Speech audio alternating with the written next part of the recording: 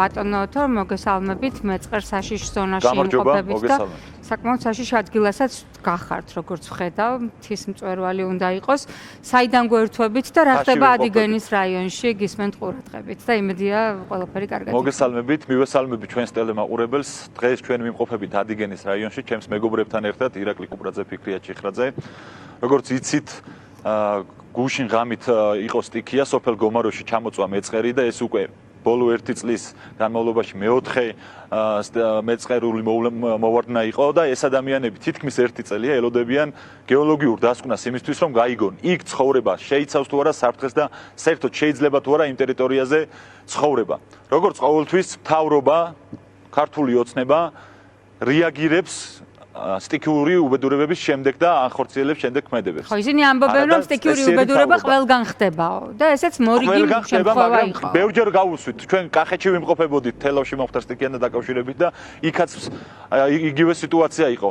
ხელისუფლება, რომელიც უნდა ზრუნავდეს ხალხს და სტიქიურ უბედურებებს აზღვევს პრევენციული ღონისძიებებით. ეს არის ყველა იმ დასავლურ ქვეყნის მაგალითი, სადაც კი ხდება სტიქიური მოვლენები, მაგრამ სტიქიური მოვლენები არ აყენებს იმ მასშტაბის ზიანს ადამიანებს, რა მასშტაბის ზიანს საქართველოში მომხდარი სტიქიური მოვლენები აყენებს აქ ცხოვრებ ადამიანებს. მე პირველ რიგში მინდა სამძიმარი გამოუცხადო 17 წლის გარდაცვლილ ოჯახს. ეს არ იყო მხოლოდ ერთი ოჯახის ტრაგედია, ეს ერის ტრაგედია, უმძიმესი შემთხვევაა და ამ უმძიმეს ტრაგედიაზეც კი ქართული ოცნების ბინძური პროპაგანდა, რომელიც ადამიანების ტვინების გამორეცხვაზეა ორიენტირებული უბინძურეს პროპაგანდას და უბინძურეს საინფორმაციო მეთოდებს მიმართა და თითქოს თქვენი აქტივისტი იყო მკვლელი.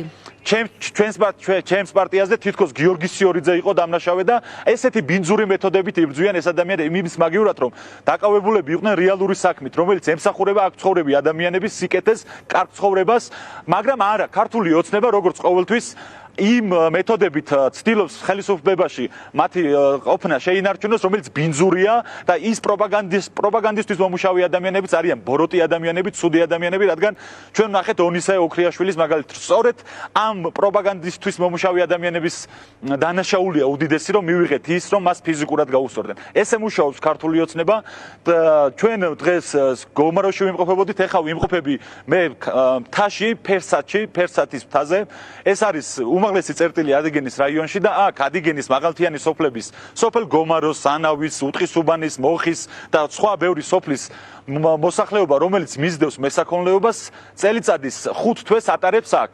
მაგრამ ამ ადამიანებს აქ არ გააჩნიათ არც ელექტროენერგია და არც აქამდე მოსასვლელი გზა არ არის კარგი. არიან უმძიმეს პირობებში, არა და ეს ადამიანები არიან ის ადამიანები, ვინც ნობაც ქმნის, პატრიოტი, მშრომელი, პატიოსანი ხალხი და ამ ადამიანებს სჭირდება ყურადღება. ჩვენ დღეს ვესაუბრეთ აქ ცხოვრებ ადამიანებს, რომლებიც მისდევენ მესაქონლეობას, აწარმოებენ ნატურალურ პროდუქტს, რძეს, ყველს, კარაქს. ამ ადამიანებს სჭირდებათ ყურადღება, რადგან ჩვენ გვითხრეს, რომ როდესაც დაახლოებით 5 წლის წინ აქ მთაში ამოყავდათ ჯამში დაახლოებით 30,000, 25,000 საქონელი, წელს ეს რიცხვი უკვე შემცირებული 10,000-მდე, რადგან არ აქცევს ხელისუფლება ყურადღებას და აქაც ამ რაიონშიც, როგორც სხვა უამრავ რეგიონში თუ მუნიციპალიტეტში კორუფცია ჭამს ხალხის ფულს, ნეპოტიზმი ჭამს აქ მყოფი ადამიანების ცხოვრებას.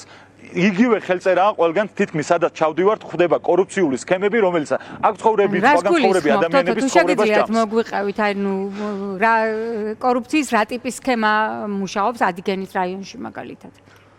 ქართულ კორუფციის სქემები დიდი ფანტაზია არ აქვს, თითქმის ბევრ მუნიციპალიტეტში ერთი და იგივე კორუფციული სქემები და ნიშნები იკვეთება. ადიგენის მაგალითზე შეგვიძლია ვთქვათ, რომ ადიგენის მერის ოჯახის ახლობლები, ნათესავები ქართულ ოცნებასთან დაახლოებული პირები გამარტივებული შესყიდვებით იგებენ ტენდერებს, აწარმოებენ და შემდეგ მარტივად ხდება იმ კორუფციული სქემების გაშიფრვა, რაც ამასე ბევრი საერთაშორისო გამჭვირვალობას წერს და უამრავი სტატიაა დაწერილი ამის შესახებ, რომ ადიგენი ერთ-ერთი თვალსაჩინო მაგალითია თუ როგორ შეიძლება მოიპარო ხალხის ფული, როდესაც ხელისუფლებაში ხარ.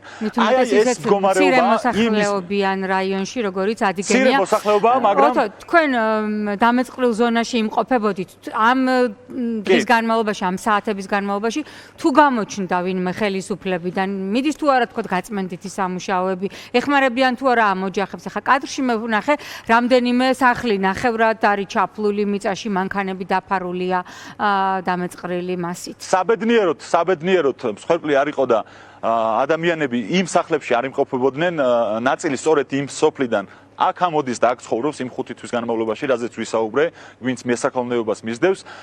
ხელისუფლების წარმომადგენლებისგან ეს ადამიანები ელოდებიან გეოლოგიურ დასკვნას. ჩვენთან საუბარში რაც აღნიშნეს, რადგან ამ ადამიანებს სურთ გაიგონ ინფორმაცია, ღირს თუ არა იმ ტერიტორიაზე ცხოვრება და რა საფრთხე ემუქრება მათ სიცოცხლეს. მიმართვა იყო მანამდეც გაკეთებული?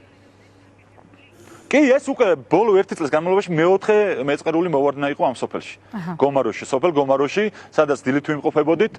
ასევე ამ ადამიანებს თუ ეს გეოლოგიური დასკვნა დაიდება და საჭიროა რომ რაც შეიძლება სწრაფად დაიდოს ეს გეოლოგიური დასკვნა, უნდა მისცენ ამ ადამიანებს შესაბამისი კომპენსაცია, რათა ეს ადამიანები, როდესაც დატოვებენ იმ შრომით და წვალებით აშენებულ საკუთარ სახლებს, კონდეთ საშუალება, რომ სხვაგან აიშენონ ისეთი პირობები, სადაც იცხოვრებენ ღირსეულად.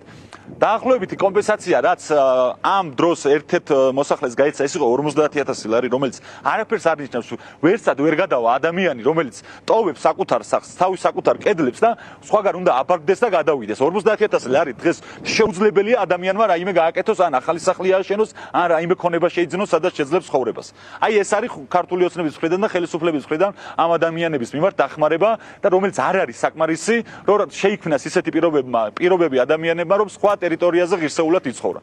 ჩვენ ასევე პირველ რიგში როდესაც დავდივართ რაიონებში, სოფლებში, ხვდებით მოსახლეობას, ჩვენი პირველ რიგში ფუნქცია როგორც ოპოზიციის ვხედავთ იმაში, რომ ხელისუფლება იძულებული გავხადოთ, რომ ამ ადამიანებს გაუწიონ დახმარება, ხელისუფლება იძულებული გავხადოთ ის, რომ მხოლოდ ორიენტირებული არ იყვნენ ხალხის ფულის ჭამაზე და ამ ადამიანებსაც მიაქციონ ყურადღება, რომლებიც შრომობენ საკუთარი პატიოსანი შრომით, უდიდეს შრომას წევენ ამ ქვეყნისთვის.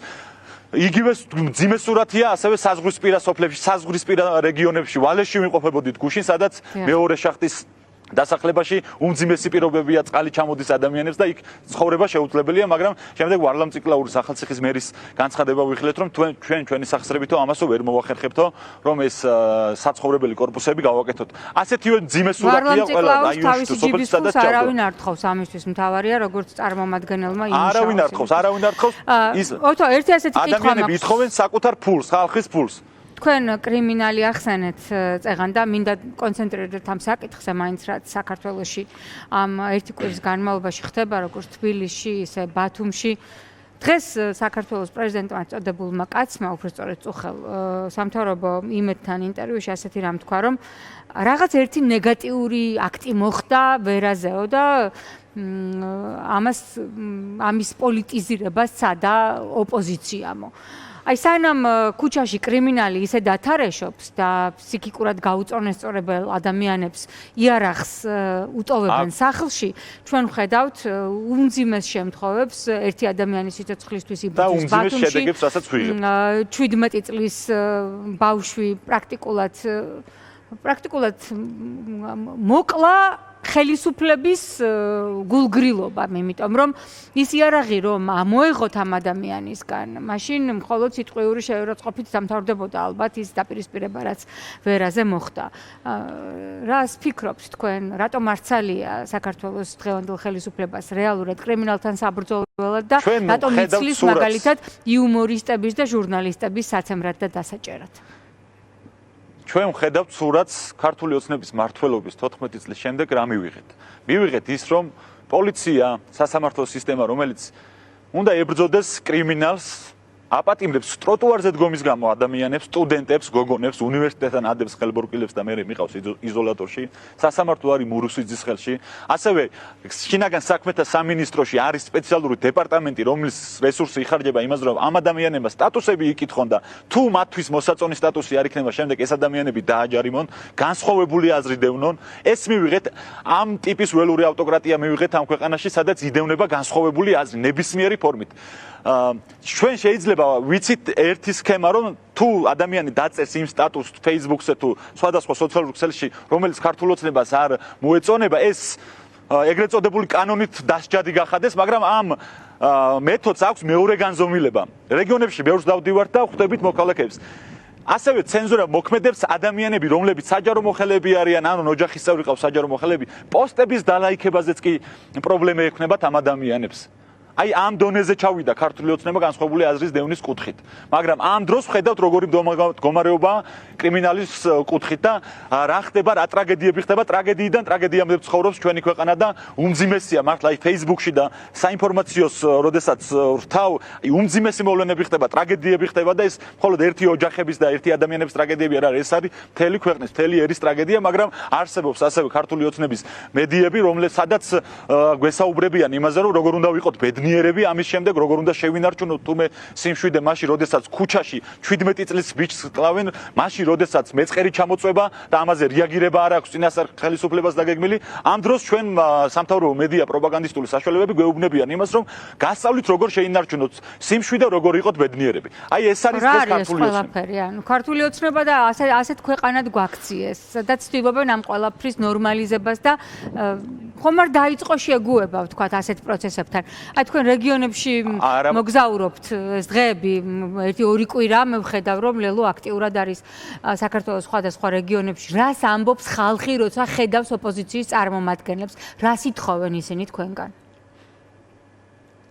პირველ რიგში ჩვენ ვისაც ხვდებით, მოქალაქეებს საქართველოში, სოფლებში, რაიონებში მცხოვრებ ადამიანებს მათ გაანალიზებული აქვს და ხვდებიან, რომ ამ ქვეყანას ესაჭიროება ცვლილებები. თავარია ჩვენ, ოპოზიცია, ვიყოთ მათთან ერთად, გავაჟღეროთ მათი პრობლემები, შევთავაზოთ ჩვენი ხედვები, თუ იმის შესახებ როგორი მდგომარეობა იქნება, როდესაც ქართულ ოცნებას მოვიშორებთ.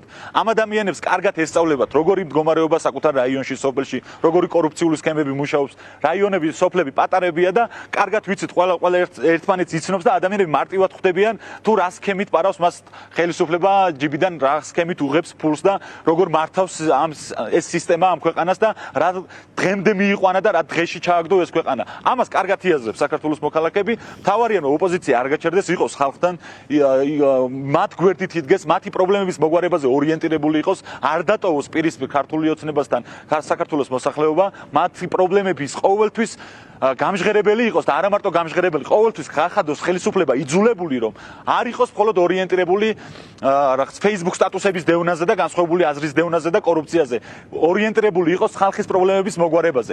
ჩვენი მიზანია ეს ბრაზი, რაც კერებად არის სრულად საქართველოში ერთად შევკრათ და ამ ადამიანებს ქართულ ოცნებას საქართველოს მოქალაქეებთან ერთად არჩევნების დღეს უთხრათ უარი.